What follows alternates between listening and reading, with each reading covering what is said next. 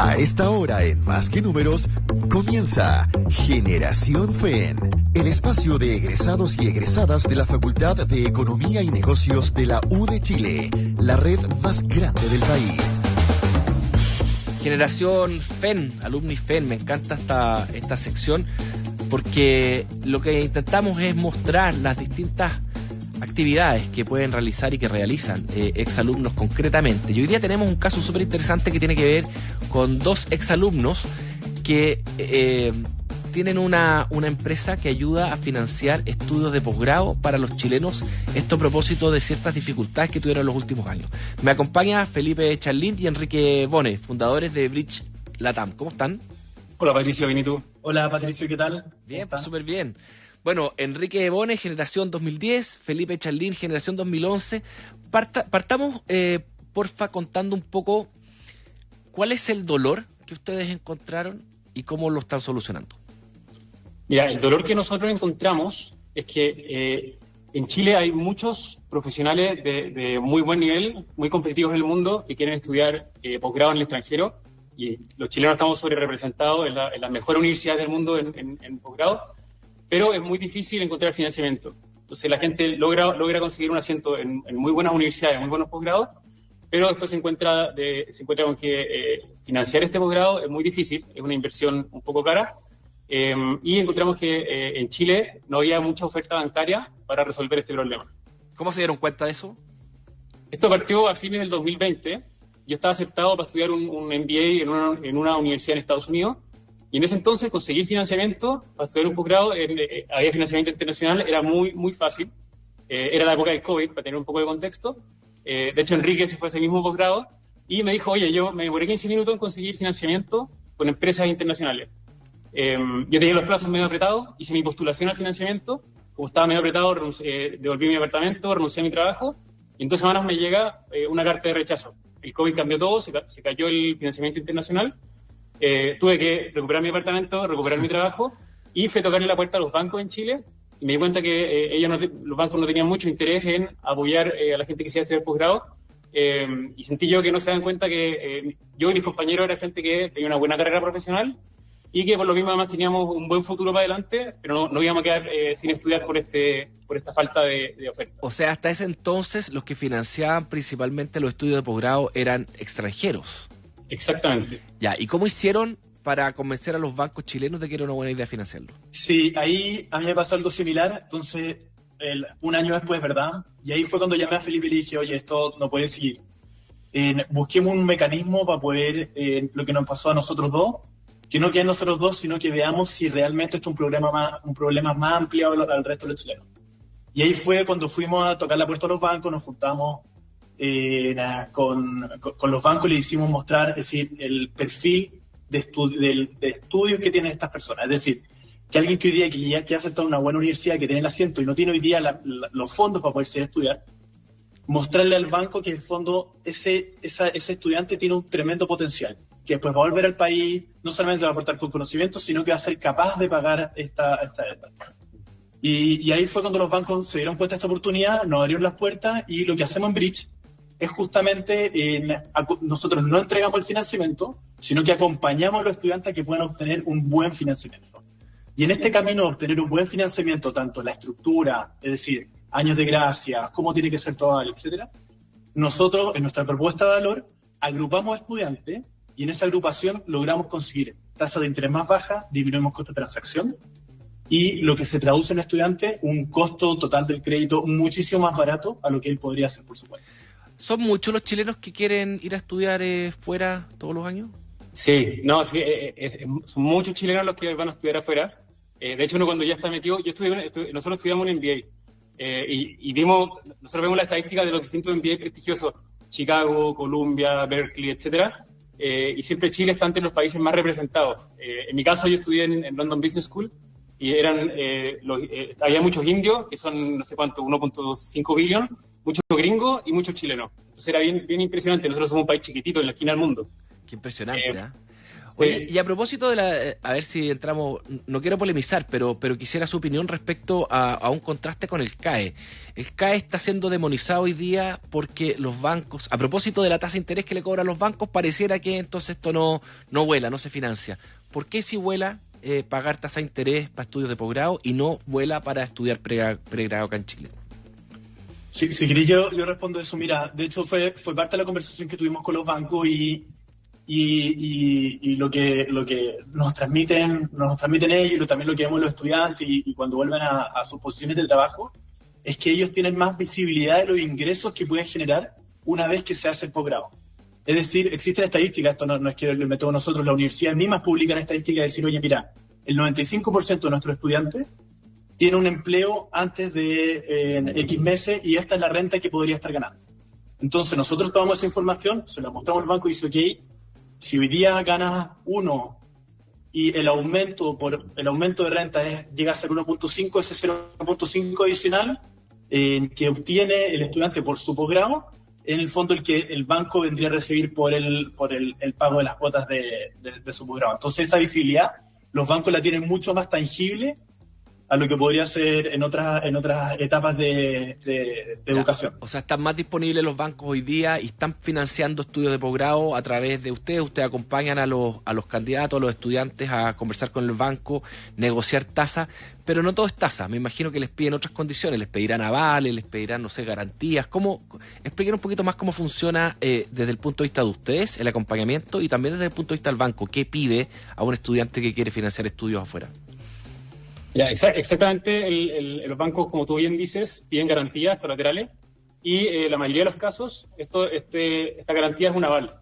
Y hace cierto sentido porque la persona se va a ir fuera del país algunos años y los bancos necesitan tener la tranquilidad de que tienen a quien ir a tocarle la puerta en caso de que algo no resulte como esperaban.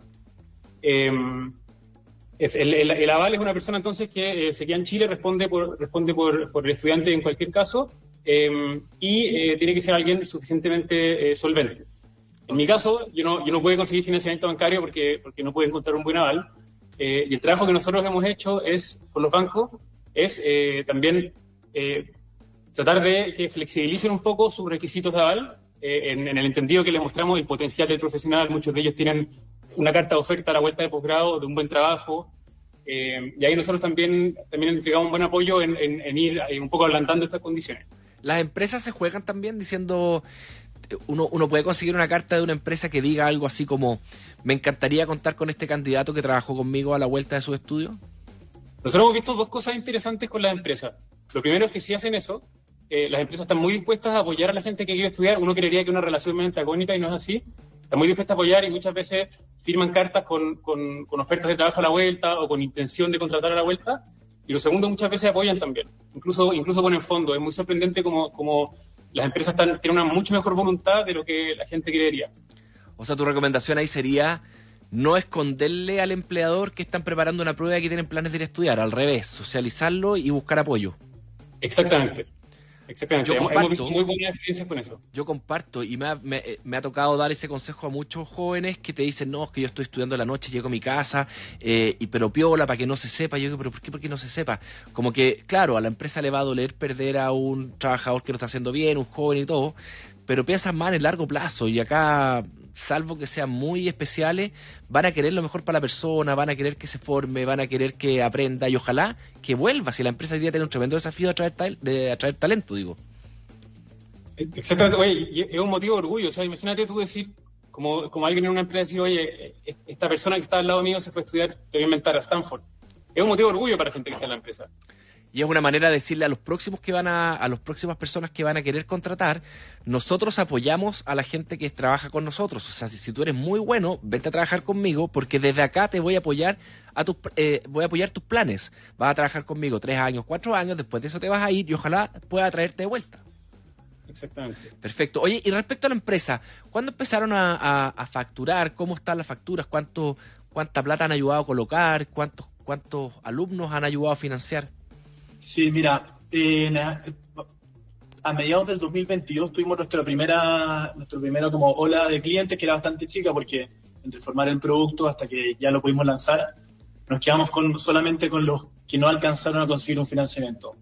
Y durante el 2023 y 2024 ya llevamos procesado más de 200 estudiantes, esto es como más de 15 millones de dólares procesados.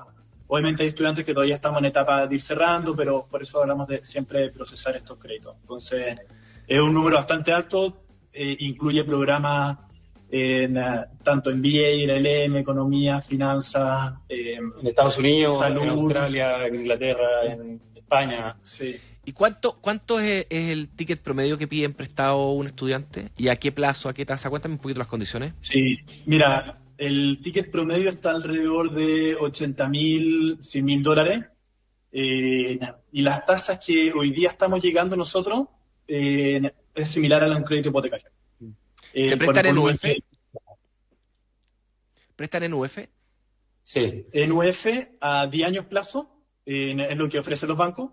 Ya. Y con periodo de gracia, y esa es la ventaja de estos créditos de posgrado, a diferencia de un crédito de consumo, es que existen este periodo de gracia que tú mientras estás estudiando no tienes que pagar ninguna cuota al banco, entonces puedes estudiar tranquilamente, vas a estudiar, vuelves, te instalas, y una vez que ya estás instalado, recién, y ya tienes tu trabajo de vuelta, recién comienzas a pagar tu primera cuota. Y esa flexibilidad, o sea, nosotros la vimos con Felipe, de hecho, y ayuda bastante.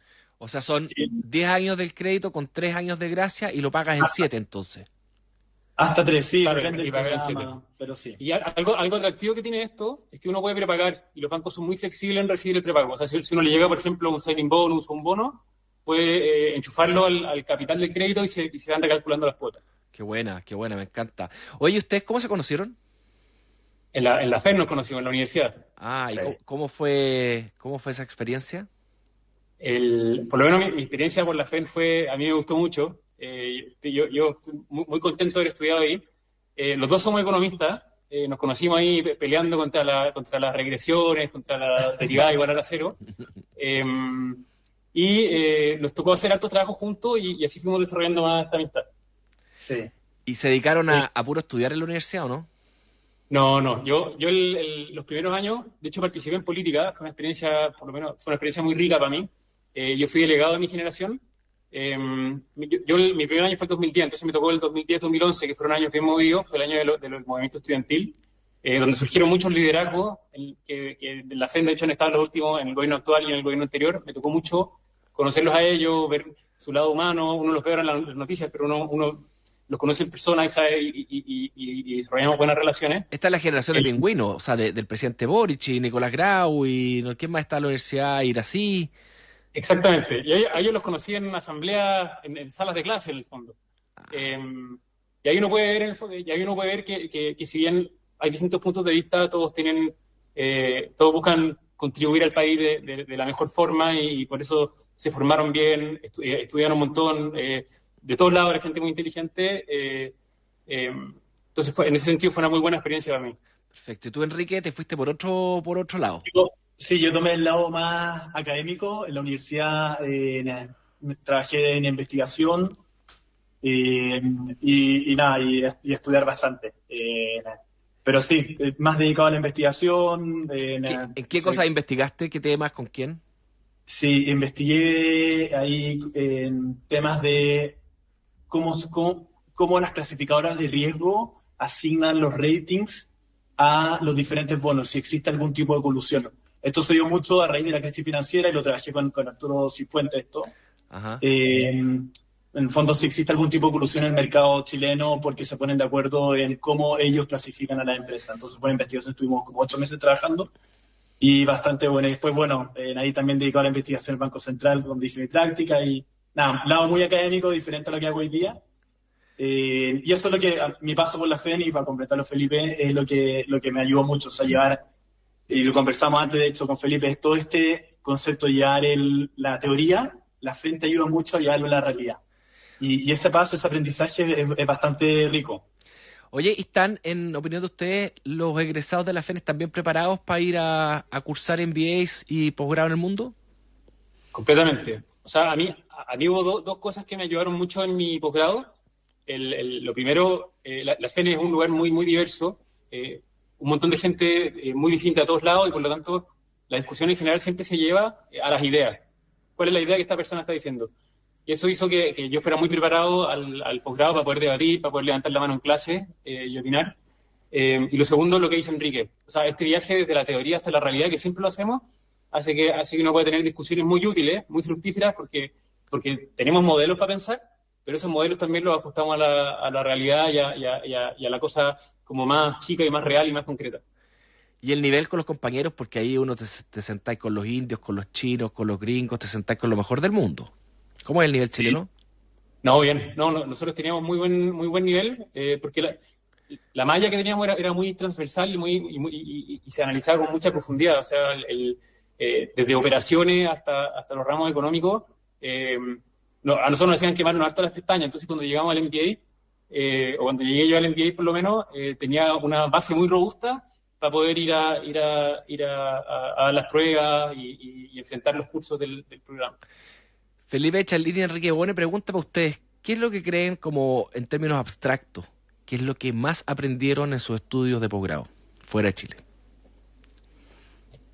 Mira, es la capacidad, yo creo, de poder ver en casos de negocios reales, pero con la experiencia y los modelos que uno aprendió en la universidad. O sea, mezclar esas dos cosas, lo primero, y lo segundo, cuando uno forma su punto de vista, que nosotros nos formamos, ¿cierto?, en el área de economía, ver cómo se complementa con una visión totalmente diferente. O sea, yo por lo menos tenía compañeros que eran de ¿cómo se llama?, de la Armada, compañeros que eran pintores, totalmente de un ¿cómo se llama?, de una gama totalmente diferente a lo que era la escuela de pregrado, que es solamente ingenieros comerciales.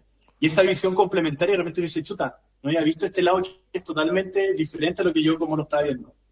Entonces te ayuda a complementar puntos de vista no solamente de diferentes opiniones, colores políticos, etcétera, sino de otra visión del mundo, otra formación. Sí. Enrique, ¿en tu caso?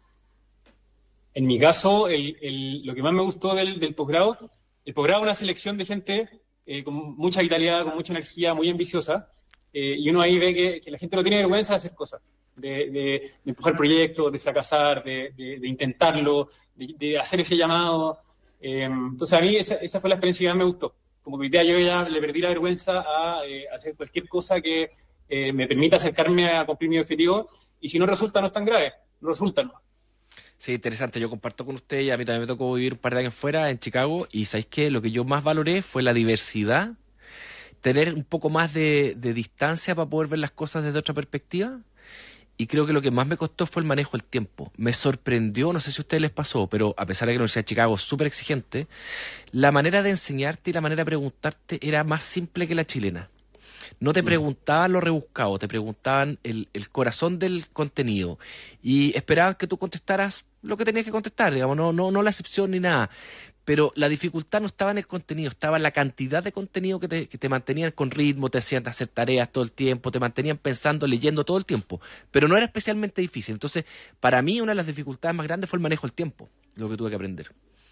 Sí, el manejo del tiempo y uno se enfrenta a infinitas oportunidades, entonces tiene que ir eligiendo también qué hacer. Sí.